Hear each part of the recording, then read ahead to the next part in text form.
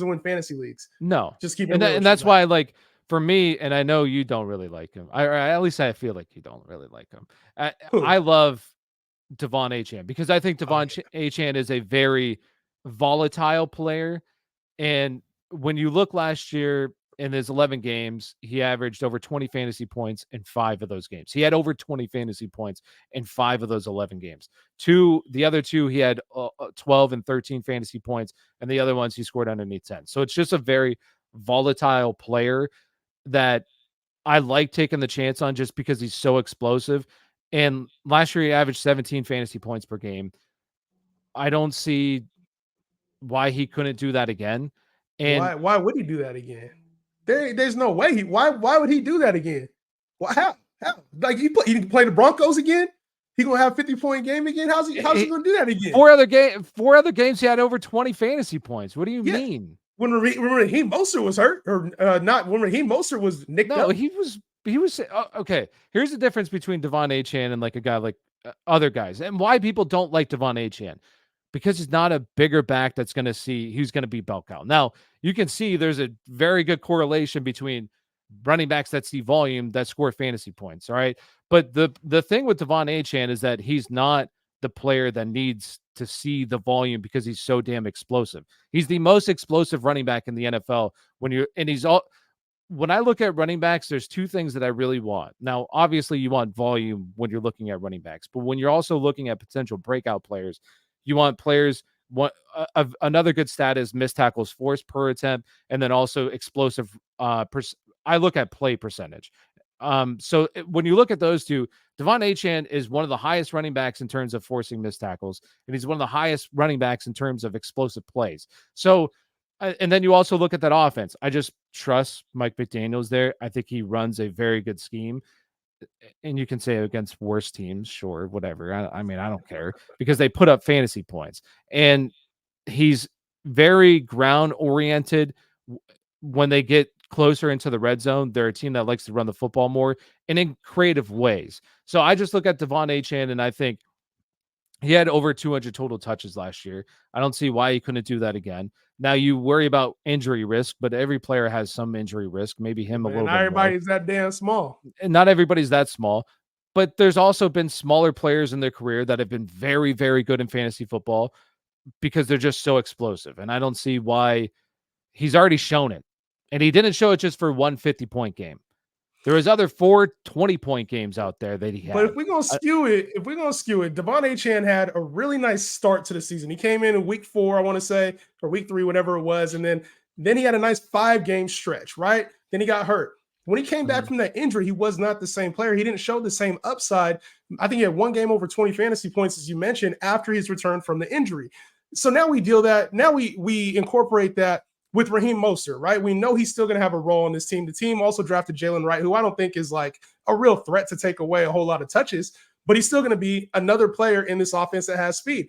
So if we have Raheem Mostert still in the same squad, why are we taking Devon Achane in the second round and Raheem Mostert outside of the top 25 running backs? It doesn't make sense to me. Like I'm going to take Raheem Mostert, who finishes the top 5 guy last year, who the team uses in the red zone. He had 21 total touchdowns last year versus Devon Achane, who was more of a splash play.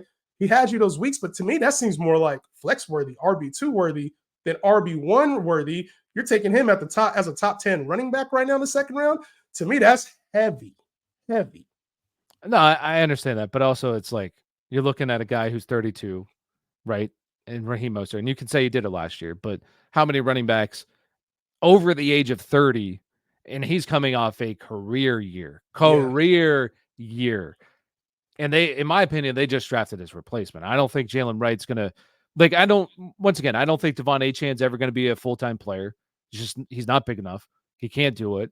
So Jalen Wright, in my opinion, will be the guy who's going to take over for Raheem Mostert at some point. It's probably as long as Mostert's healthy this year. I don't think it's going to happen. But you also have a guy in Raheem Mostert. Prior to that year, he's a guy that had a plethora of injuries, has never stayed healthy. He's 32. I understand what you're saying because they're going later. It makes sense, but like, I don't know. Okay. When we're talking about fantasy football, how you win, and I've heard you talk about this, is you draft studs. You Yeah. want studs. guys that are wide receiver 2s are not going to help you in your fantasy football leagues. You want the stud players.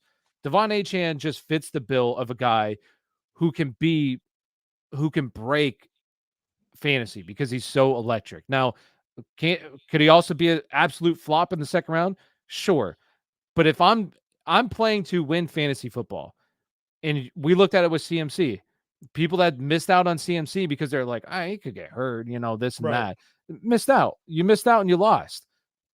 I'm not saying that Devon Achane is going to be CMC-esque, but when I'm looking in the second round, I'm looking Chris Olave, or am I going to go Devon Achane when I know I can, is Rachaad White, once again, is Rachaad White ever going to have a 50-point game? Now, could No. Devon Achane do that again? Probably not, but could he get 30? Could he get 40? I mean, maybe. He's so damn explosive.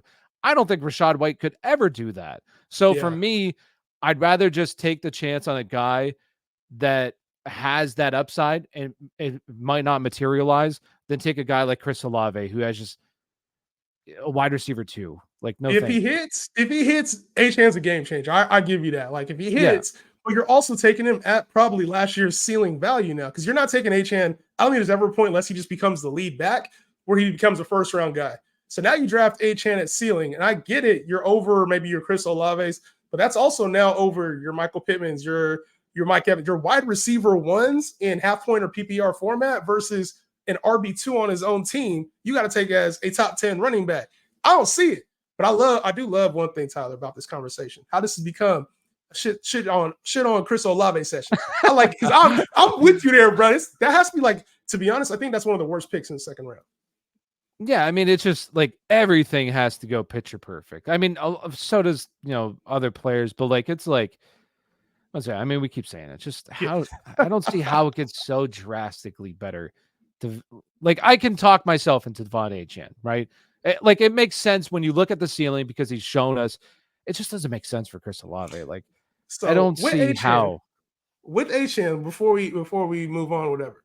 With Achane, obviously Saquon, Gibbs, we got Jonathan Taylor. That's kind of the picks that go right before him. Are you on him, Derrick Henry, Jacobs, Kyren? Who are you taking? Are you taking Achane next up before all those guys? There's 3 guys that I want. I'm not in on Derrick Henry. I don't mind Derrick Henry for where he's currently going. It depends on what site you're looking, because he goes mid-third round a lot of times over on Sleeper, which I don't think is a bad price for him. Also, kind of with Josh Jacobs. Sometimes though they do go in the beginning of or in the middle of the second round. It just depends on how it goes. But my next 3 guys up after Jonathan Taylor and Saquon Barkley is Devon Achane, Kyren Williams, and Travis Etienne. And the reason why I like both those, Travis Etienne and Kyren Williams, I know a lot of people were nervous about Kyren Williams because Blake Corum, but if Blake Corum is just a backup running back, which maybe they just drafted Blake Corum to be a backup running back, and he's very similar to Kyren Williams, where if Kyren Williams gets hurt, I mean, you're just inserting basically Kyren Williams once again. If Blake Corum is just a backup running back, I mean, Kyren averaged 21 fantasy points per game last year. He was one of the most he had one of the highest opportunity shares in the NFL. So it's just I feel like we might be overthinking ourselves a little bit with that one, just because he's shown us how good he can be. And I don't even know if it's so much him that's that good. I think it's more the system and how Sean McVay utilizes his running backs, because we've seen so many guys produce. And then the other one is just Travis Etienne. I know people will say, well, Tank Bigsby's going to be involved. Doug Peterson was saying the same shit last year. Tank Bigsby was dreadful. And that literally, what's his face? JaMycal Hasty was playing over Tank Bigsby last year. So maybe they do, because I just think that they use Travis Etienne way too much in the beginning of the season. He saw way too big of a workload early on, and I just think it burned him out as the season progressed. Also, that offense you had so many players hurt. You had Trevor Lawrence get hurt. You had Christian Kirk get hurt. Zay Jones wasn't healthy. Cam Robinson on the offensive line wasn't.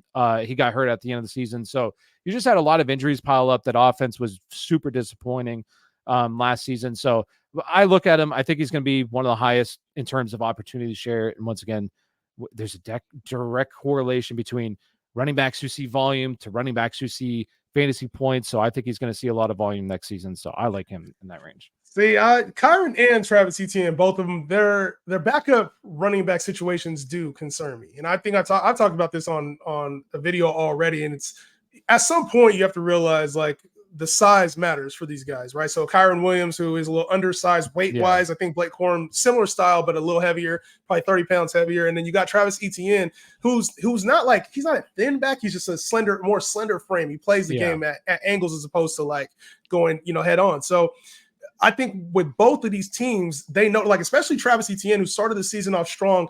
The last 2 years now, he's had strong stretches and then faded at the end. And I think there's no way Doug Peterson's going to throw him out there again to do the same thing. They have to get some kind of running back play that can help take some of the load off. And so I'm avoiding both of those guys in the second round, especially Kyron.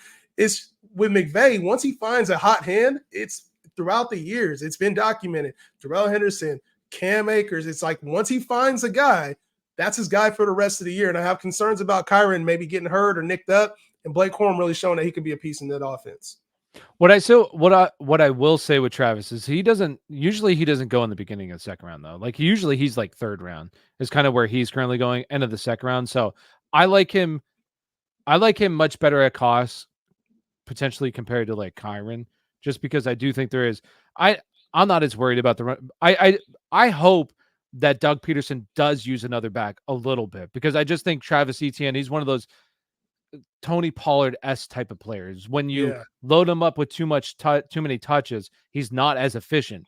But when you keep him in that range, he's shown his rookie season, and then they traded James Robinson, and the efficiency dropped a little bit, but he can be so efficient with his touches because he's just so explosive. So good in spurts. I do like. I hope that they do take a little bit off of his load, but I still think like the receiving he showed us last year was really good for him. And I just have faith that offense is going to rebound. I think Trevor Lawrence is a stud. I think they'll get things going there in that offense. At least I hope. So one thing with ETN too is he got a lot more red zone work than I thought he was going to get last season. Yeah. And if Trevor Lawrence goes back to doing a lot more of those QB sneaks, or if Tank Bigsby does show promise, it seems like that might be a guy that could take over some red zone work. So I would have concerns there, touchdown wise, more so than the yardage. But I don't know. He's a player that I'd rather get a safer player at receiver. And I feel like there's a lot of those guys around that range. So let me ask you this, because you say you like Josh Jacobs. What is the difference between Josh Jacobs and Travis Etienne? Josh Jacobs, to me, he just has a more secure role. Like, and they use him in the red zone. He's in the passing game. But we've seen Matt LaFleur use committee running backs. Like, that's all he does. Yeah. But A.J. Dillon is still his backup.